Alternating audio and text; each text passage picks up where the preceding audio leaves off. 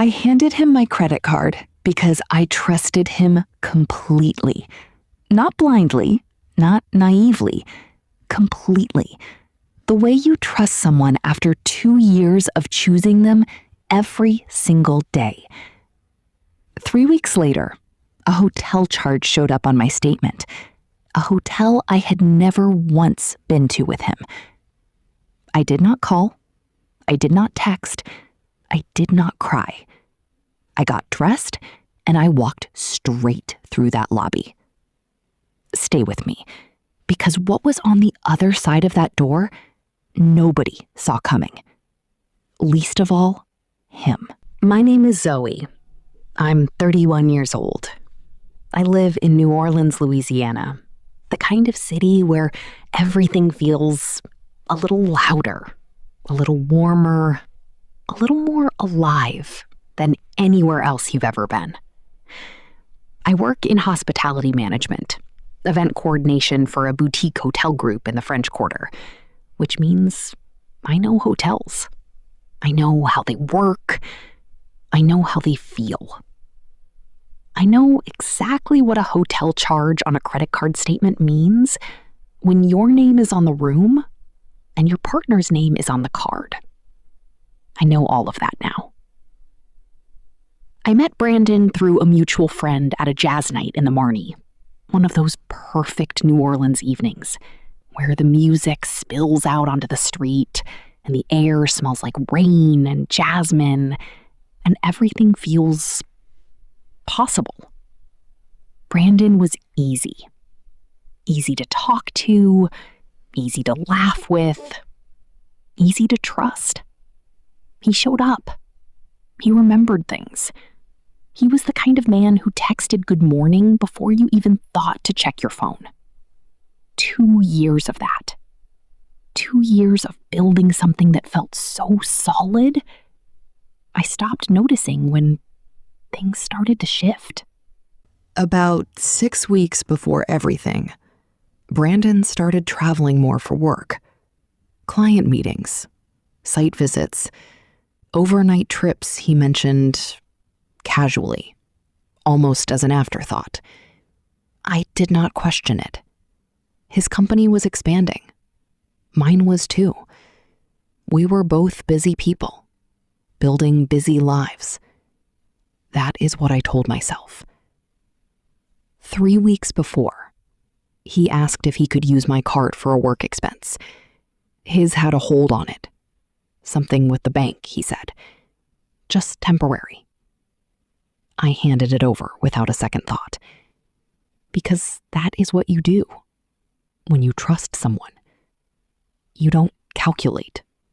You don't protect. You just give. The statement arrived on a Thursday morning. I was getting ready for work, coffee in hand, half-dressed, not even fully awake yet. I opened it the way I open everything, without expecting anything. Line by line. Groceries, gas, a dinner I remembered, another dinner I remembered, and then the Maison Royale Hotel, New Orleans, one night, 3 weeks prior. I set my coffee down. I read it again. The Maison Royale. I knew that hotel. Not personally, professionally. It was a competitor property. 4 stars, Bourbon Street adjacent, known for its weekend packages. Brandon had never once mentioned it. Not as somewhere he'd been, not as somewhere he wanted to go. Not once. I sat down on the edge of my bed, and I did something I had never done before in 2 years of being with him. I went through every charge on that statement, every single one. And what I found told a story Brandon had never told me. There were 3 charges total. 3 separate visits, 3 separate nights, spread across 6 weeks. The first, the weekend Brandon said he was in Baton Rouge for a client dinner. The second, the Thursday he said he was working late and would just crash at his buddy Marco's place. The third, 3 weeks ago, when my card was in his wallet. I sat on that bed for a long time. I am not going to pretend I was strong right away. I wasn't. I went through every stage in about 45 minutes. Disbelief. Then the kind of sick feeling that starts in your stomach and works its way up. Then the questions. Who? How long? How many times did I believe him while he was lying to my face? And then something went quiet inside me. Not numb, quiet. The difference matters. Numb is when you can't feel anything. Quiet is when you feel everything, and you decide exactly what you are going to do with it. This is what psychologists call betrayal blindspot. We trust most completely the people we have chosen most deliberately. The more intentional your love, the wider the blind spot. Brandon didn't stumble into my trust. I handed it to him. Carefully. Willingly. With both hands. And he used it like it cost him nothing. I did not call Brandon. I did not text him. I got dressed, finished my coffee, and went to work. Because the first rule of knowing something nobody knows you know is that you do not give it away. Not yet. That evening, I pulled up everything. The hotel's website, their booking policies, their floor layout, their check-in procedures. I knew hospitality. I knew exactly how to find out what I needed to find out without making a single phone call that could be traced back to me. I contacted a colleague, a woman named Priya, who managed guest relations at a property 2 blocks away. I told her I needed a professional courtesy. She said, "Girl, what do you need?" I told her. She made one call. 20 minutes later, I had a name. The reservation had been made under Brandon's name for 2 guests. I sat with that for exactly 60 seconds. Then I opened my calendar.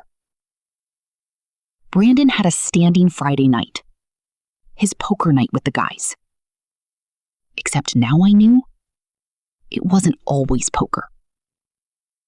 And this Friday, I was going to find out exactly what it was. Friday evening. I got dressed the way you get dressed when you are not trying to impress anyone, but you refuse to be anything less than completely yourself. Dark blazer, good jeans, my favorite boots. I drove to the Maison Royale, walked through the lobby like I had a reservation. Because in this city, in this industry, I walked into hotels like I owned them. I stopped at the front desk. The young woman behind it smiled at me. "Can I help you?" "I believe my partner has a room here tonight. Brandon Cole. I'd like to surprise him." She checked her screen.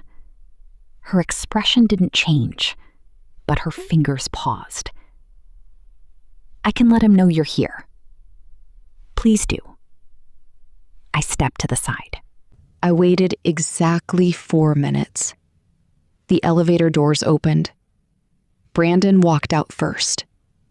He was mid-laugh, the easy, relaxed laugh of a man who believes he is completely safe. Then he saw me. That laugh left his face, like someone had turned off a switch. The woman beside him stopped walking. I looked at her briefly. Then I looked back at Brandon. I said, very quietly, very calmly, I came to get my credit card back. He opened his mouth. Nothing came out. I held out my hand. He reached into his pocket, slowly, like a man moving through water, and placed my card in my palm. I looked at it once, put it in my blazer pocket. Then I looked at him one final time. Not with anger, not with tears, just with the kind of clarity that arrives when you finally see someone exactly as they are. And I said, "We're done, Brandon. Don't come home tonight."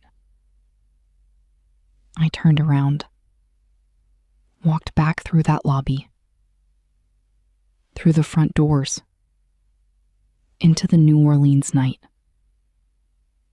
The air smelled like jasmine and rain, the same as the night I met him. Funny how that works. Brandon came home anyway. Of course he did. I had already packed a bag for him and left it on the porch. He called 14 times that night. I answered once. I said, "I know about all 3 visits. I know about the reservation. I know about her. My attorney will be in touch about the card charges. Do not call again."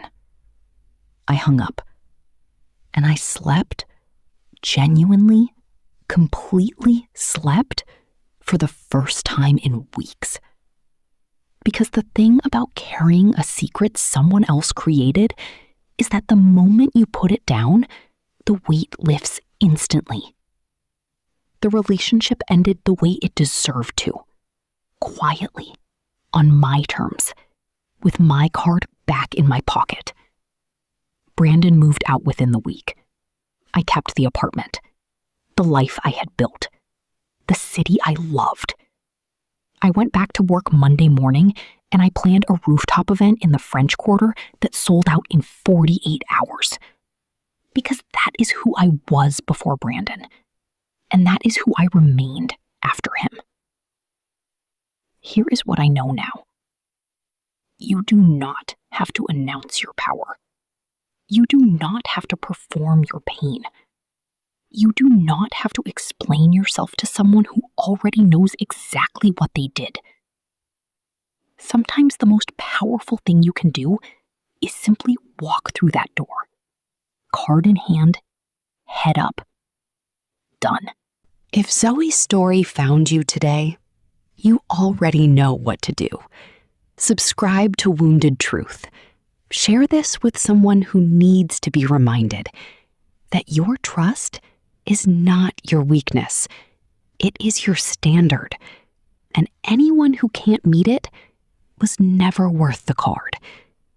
Drop a comment below. What moment hit you hardest? This is Wounded Truth. And the truth always finds its way back to you.